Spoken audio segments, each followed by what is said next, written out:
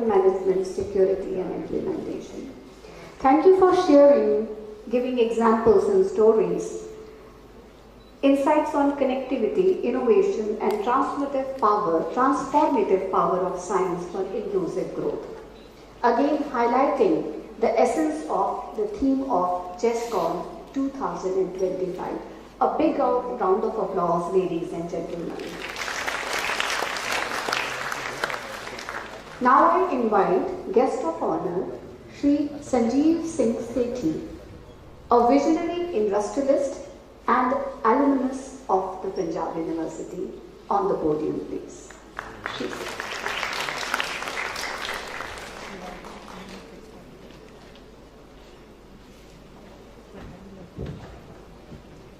Good morning, everyone.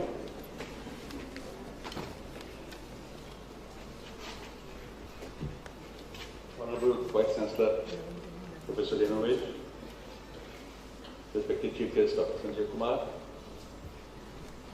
esteemed keynote speaker, Mr. Mithar, I see Professor Gover sitting here in front of us, respected faculty members and students.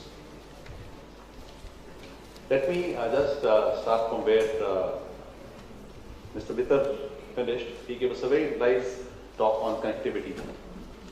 He went into the intricacies and technologies of connectivity. I am the only person here from industry, and I would like to thank the university for calling me here. I am a strong focus on industry academia collaboration, and I think that is one connectivity which we need to improve upon as we go along. I am very pleased to see the launch of these two books today.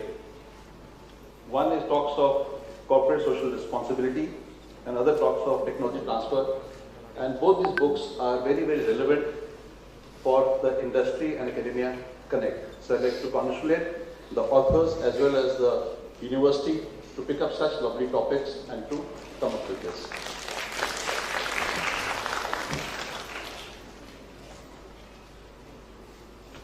So I would say that it's an honor and a privilege to join you today at the inauguration of CHASCON 2025, which I believe is on the 18th year today. This platform that truly celebrates science, innovation and the spirit of collaboration. I extend my heartfelt congratulations to Punjab University for hosting this remarkable event and for choosing such a powerful and timely theme, empowering humanity, science, technology and healthcare for all. This theme beautifully captures what we as a society must strive for. Progress that is not just technological but also humane, inclusive and sustainable. At our company, Gillard Electronics, we have experienced firsthand how a thoughtful application of technology can uplift lives and strengthen communities. Our journey from a small manufacturing setup to a globally recognized enterprise in smart manufacturing industry 4.0 has been guided by one simple idea: technology should serve people and not the other way around. In the modern world, where automation, artificial intelligence and digital transformation are redefining industries, the human element still remains the most vital. Machines can process data, but only people can turn data into purpose. And it is purpose which leads our growth and activities. That is why, as we invest in innovation, we also invest deeply in our people, in training, in empowerment and in collaboration. And this is where, again, academia and industry must come together more closely than ever. Universities like Punjab University, they nurture brilliant minds, they conduct cutting-edge research and cultivate curiosity, while industry provides a testing ground where ideas become impactful solutions. So that is where we need to get them together, the ideas as they are conceived, the research work which is being done, and how they are implemented on the shop floor. So together we can accelerate India's vision of becoming a global hub for innovation, technology and manufacturing. I am particularly pleased to see CHASCON bringing together experts from diverse fields, from healthcare and biotechnology to electronics and entrepreneurship. The convergence of disciplines is where the next wave of breakthrough will happen. The future belongs to those who think across boundaries. Scientists who understand business, entrepreneurs who understand ethics, and engineers who understand empathy. To the young researchers here today, I would tell them that you stand at the threshold of an era of immense opportunity. The world is changing faster than ever before, and it comes with the responsibility to innovate with integrity. Let your work not only push the frontiers of science, but also uplift society. Remember, every invention, every algorithm, every discovery, it has a human story behind it. Make that story one of hard work, compassion, and courage. Let us not forget that empowering humanity means ensuring that the benefits of technology and healthcare reach everyone, in cities and villages alike. True innovation is inclusive. It creates access, not inequality. Whether it's through digital health plans, health platforms, renewable energy, or smart manufacturing, our goal must always be to leave no one behind. Technology should become a common place for everybody. As we begin this 3-day celebration of ideas, I have no doubt that CHASCON 2025 will spark new collaborations, inspire young minds, and reaffirm our collective belief that science and technology are above all tools for human betterment.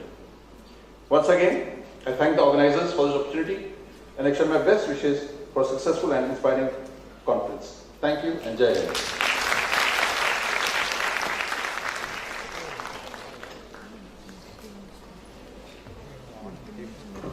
Thank you, sir, for reminding us that industry and academia go stronger when they collaborate for societal impact. Ladies and gentlemen, join me in welcoming our chief guest of the day, Dr. Sanjay Kumar, to the podium for his address, please.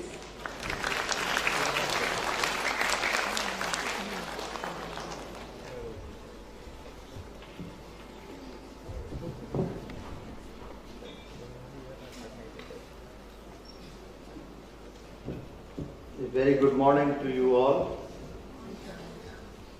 Honorable Vice Chancellor of this great university, Professor Renoviti. And I must tell that this university, I always call it as the cradle of knowledge, because the thinkers and doers that this university has produced is enormous. An organization like CSIR was established by an alumni of this university, Dr. Shanti Nagar. So this nation owes a lot to this university, not a small. I was so happy to listen to Shri Mittarji. I think you will all agree one thing, that if you are able to talk to the globe today, it is because of the technologies like 5G that he has been ensuring that it is accessible to each and every one of us who is sitting in this hall. And today, for the first time, I knew that even walls can impede our connection. So we'll be very cautious while we're making our houses. We just heard our guest of honor, Shri Sanjeev Sethi. And I think if you talk of smart manufacturing and industry 4.0, nothing better than that. On the stage, we have Madam Goyal, Madam Rawat, our Kashmir Singh. So happy to see him taking this university's, this CHASCON to the next level. And in the audience, I was so happy to see Professor Grover. Once we had a chance to listen to him at IHBT Palampur. Sir, you might recall, and there, if you had to find anybody who is living encyclopedia of science and technology, nothing better than Professor Grover, you will all agree. I think he is a mentor who inspires all of us, and through his silence, but you see his work. I think, sir, when we see your leadership with a purpose, I remember in INSA when we met, you talked about, how the scientific contribution of some of our scientists, including Dr. Girish Sani, who was at that time the DG CSIR, it should reach to each and every person. So I was so happy once Kashmir said that even Professor Goval will be here among the audience. I said it will be a matter of great honor to speak something. Although speaking in front of luminaries like him, it will be very, very difficult. But still we'll try our level best. I think he is our mentor, and I feel you all sitting youngsters in this hall, actually you are our inspirers. And one thing very interesting in this hall is, for the first time I am seeing a hall where gender biasness is visible. Normally it is a skewed ratio. Even in the stage you will see there is some gender biasness is not there. It's a gender equality is there. So gender equality is visible on the stage and also off the stage. That is something very unique. All this conference. Yesterday we finished with the Guru Nanak Dev Ji's birthday, and I thought let me start with one of his sayings which is very pertinent to all of us, and I really like that thing. He says that truth is the highest virtue, but higher still is truthful living.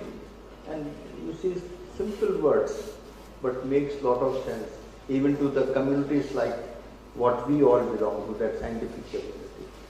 We can say that we are very truthful, but are we living truthful? I think that's important.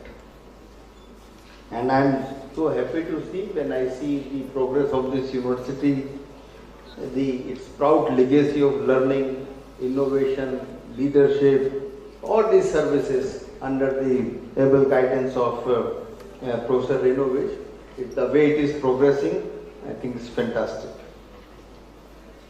Today is 6th November, and exactly 1 month back, I thought, after seeing these youngsters, I am prompted to say something. What happened 1 month back, exactly on 6th of October? Nobel Prize was announced in medicine. And I thought I will share some of the points of that Nobel Prize and what message it takes for all of us. And how should we be doing research? I thought I'll just mention a few points from there.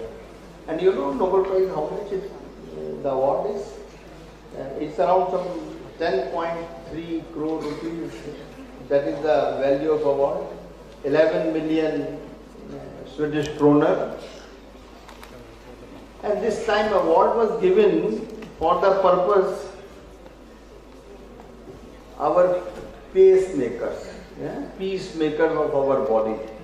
Why the immune system of our body does not recognize some part of our body as the enemy.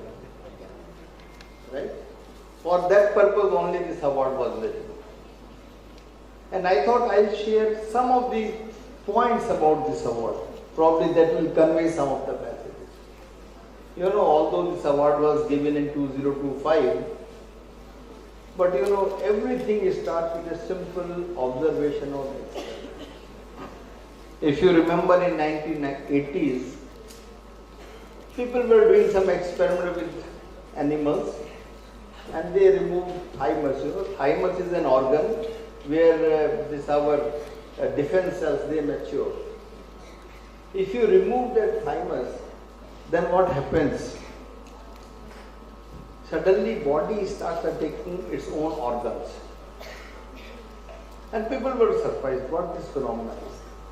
Then another scientist from Japan came and he injected some of the fluid from that thymus, and the body became normal. It stopped recognizing its organ as the enemy. It means there is something in that thymus which was telling the body that this is your friend, this is your enemy. And these are the cells, if there is some attack from outside, they will go and kill it. Then further, they kept on working on it. Somebody discovered some cells, they called it as a T cell because it was derived from thymus. Then next batch of scientists, they came, they worked on it, they identified the gene. And only in 2025, that award was given. Everything started with a small observation. But then people followed it across the globe. Doctors use it. Like for example in heart transplantation, kidney transplantation, because normally you understand this organ rejection. So the key point here is, for a scientist, getting a Nobel Prize, is it so difficult? I was just wondering. With the young mind sitting in this hall, do you think it is so difficult for them to identify an observation? You tell me. I don't think so. Only thing is, we often are in rush to do something or the other, rather than on focusing an observation which can lead to some sort of innovation at the end. But then it had several steps. It's not only that observation was sufficient. Then there was exploration. Then there was discovery. And discovery phase in India, I think we should really think of focusing. Discovering is not something which is not present anywhere. It is already present in the nature. You just have to discover it. So that discovery phase is very important. Then from discovery phase, invention comes. You have discovered, but what new thing you can create out of that invention? And then comes your innovation. How you apply it for general public. And then suddenly comes your diffusion. Then comes disruption. And that's what this simple observation, that if you remove a thymus from your body, it starts recognizing other organs of the body as your enemy. It laid the basis what people got to be the Nobel Prize. Is it not marvelous? That now everybody is using that technology. And I think some of you sitting in this hall, I am sure, they'll be prompted that why only 10 crore rupees has to go to Japanese and Americans? Why not to Indians? Why after C.V. Raman we are not getting that sort of award? We need to think about that. I think second, simple, because it is related to health. Just sitting here, I was prompted by the eyes of our youngsters. What about our CRISPR-Cas technology? Everybody does sequencing. Everybody was doing sequencing. Everybody was analyzing data. But somebody analyzed that between these repeats there is some spacer. Then someone realized that what this spacer is for. Somebody sitting there, he said, oh, this is part of virus which was attacking that bacteria. Now the innovation and invention part, for which the Nobel Prize was given, the person realized that that function as a memory for the bacteria. That is small part of the spacer which was taken from the virus.